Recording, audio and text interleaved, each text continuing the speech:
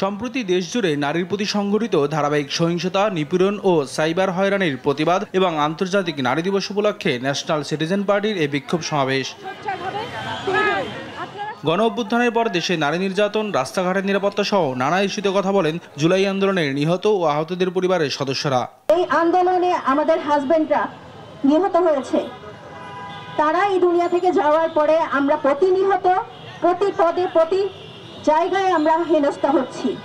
আমাদের মনে করেন স্বামী মারা গেছেন বলে সবাই আপনারা খেলা করে, কেন এটা উত্তর দিতে পারবেন না। যারা নিম্ন শ্রেণীর মধ্যবিত্ত আছে, যারা বস্তিতে বসবাস করে, তাদেরকে বুঝাতে হবে যে আমরা নারী, আমাদেরও অধিকার আছে।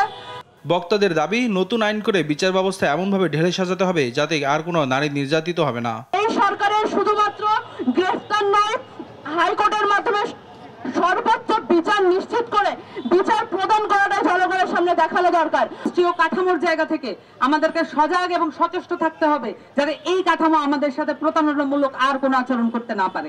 আর ব্যর্থতা এড়াতে মব সৃষ্টি করে নারী নির্যাতন বন্ধে স্বরাষ্ট্র মন্ত্রণালয়কে কার্যকর পদক্ষেপ নেওয়ার আহ্বান জানান এনসিপির উত্তরাঞ্চলের মুখ্য সংগঠক সার্জিস আলম। কেউ যদি কোনো ধরনের মব কালচারকে ব্যবহার করে বিন্দুমাত্র আমাদের দলদের দিকে দৃষ্টি দেওয়ার চেষ্টা করে কিংবা তাদের সিকিউরিটি বিঘ্নিত করার চেষ্টা করে, তাহলে আমাদের এই আইন শৃঙ্খলা রক্ষাকারী বাহিনী এবং সংশ্লিষ্ট মন্ত্রণালয়গুলো ব্যর্থ বলে প্রমাণিত হবে।